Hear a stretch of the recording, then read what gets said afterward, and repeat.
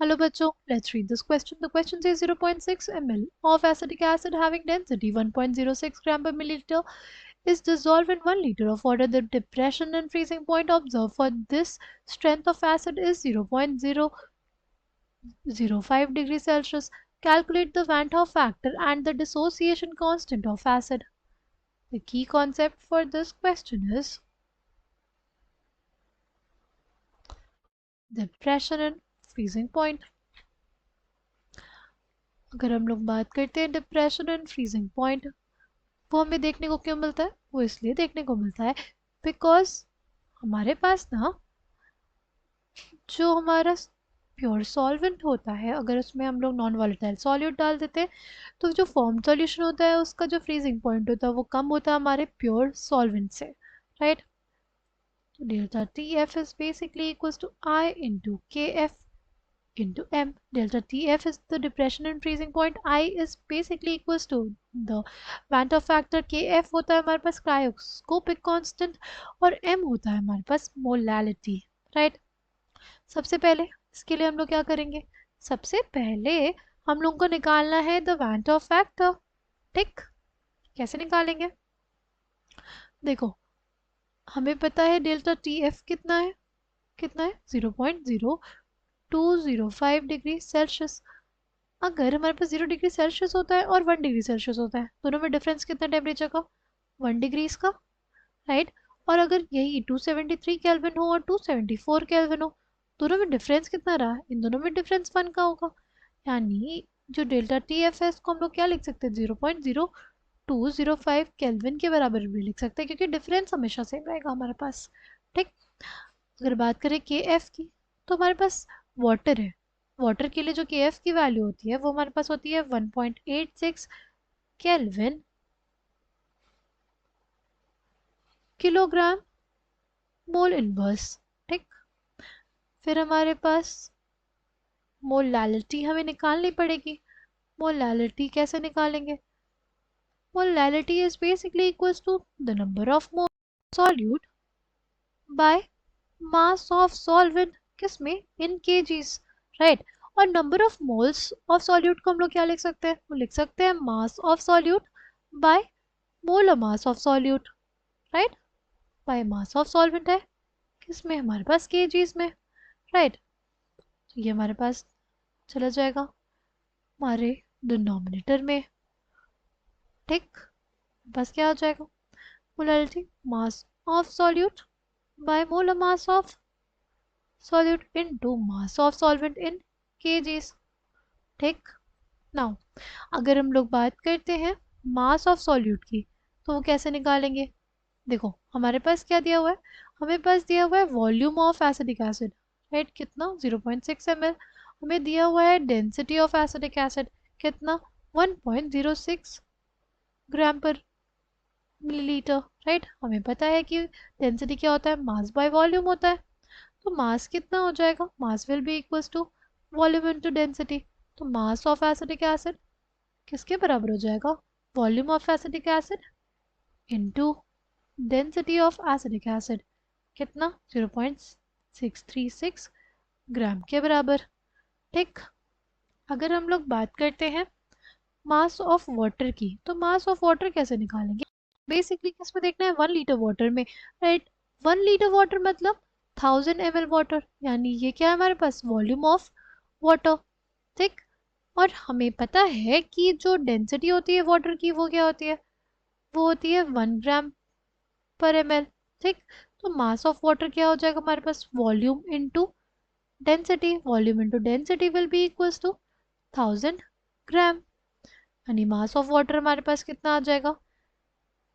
1000 ग्राम, या इसको हम लिख सकते हैं क्या? 1 किलो, ठीक?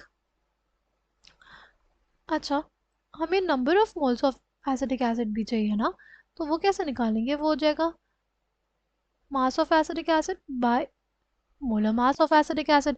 वो क्या हो जाएगा हमारे पास? हो जाएगा CH3 COH है हमारे पास, 2 कार्बन एटम्स, इसलिए 12 into 2 plus 4 into 1, 4 hydrogen atoms है उसके लिए, 2 इंटू क्या हो जाएगा? 16, हमारे पास आ जाएगा 32 प्लस 24 प्लस 4, कितना हो गया ये हमारे पास हो जाएगा 56 + 4 यानी 60 ग्राम पर मोल। हमारे पास आ गया 60 ग्राम पर, ये हमारे पास हो गया 0.0106 मोल्स, राइट।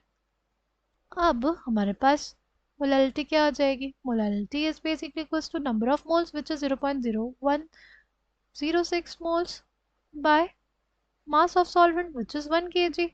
ठीक, तो क्या आ जाएगा? 0.0106 मोलल। ठीक, मोलालिटी आ गई हमारे पास। तो हमारे पास क्या है? डेल्टा टी एफ है, के एफ है, मोलालिटी है, आई निकालना है हमको।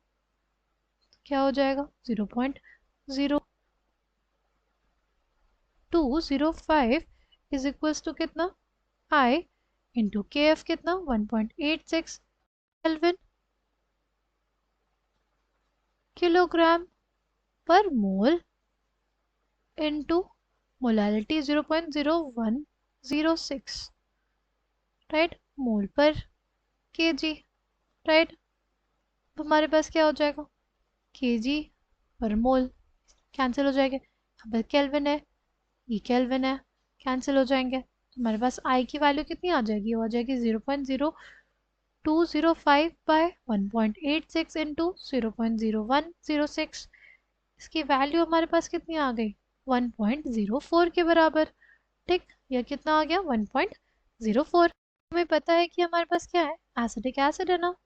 एसिडिक एसिड हमारे पास क्या दे देगा? एसिडेट आयन और H+, राइट। तो इसको ऐसे लिख लें हम लोग,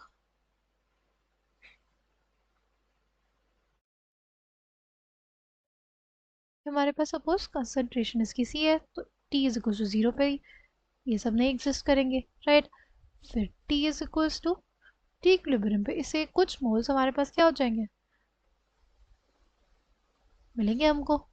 नाउ हमें अगर Ka लिखना हो, Ka will be equals to concentration of acetate ion into concentration of H plus by concentration of acetic acid, right।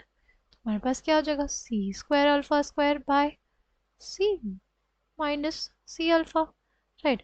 Basically ये कितना आ जाएगा हमारे पास? C alpha square 1 minus alpha के बराबर। ठीक, पहले पर हमें अल्फा निकालना पड़ेगा। अल्फा कैसे निकालेंगे? सी हमारे पास ये जो आई आया था ना, वो क्या था? ग्रेटर देन 1 था। हमारे पास जो फॉर्मूला होता है क्या होता है? 1 plus N minus 1 into alpha is equals to किसके बराबर हो जाएगा? हमारे पास बराबर हो जाएगा हमारे आई के बराबर 1.04 के बराबर, राइट।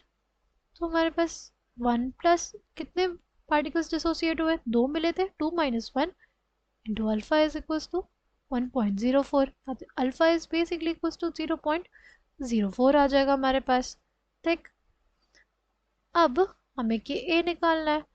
हम लोग जानते हैं कि एसिडिक एसिड के लिए जो हमारे पास के ए होता है उसकी वैल्यू बहुत ज़्यादा क्या होती है? कम होती है, almost it is of the order 10⁻⁻⁵। तो हम लोग अल्फा विल बी बहुत less than 1, will be very less than 1, इसलिए हम लोग उसको क्या कर देंगे? एलिमिनेट कर देंगे डिनोमिनेटर से। तो हमारे पास आ जाएगा C अल्फा स्क्वायर, कंसनट्रेशन हमें पता है 0.0106 है, इंटू अल्फा स्क्वायर क्या हो जाएगा? 0.04 की पावर 2।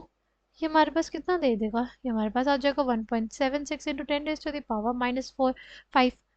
ठीक है, ये हमारे पास क्या आ जाएगा? के ए यानी dissociation constant for the acid. I hope you understood it well. Thank you and all the best.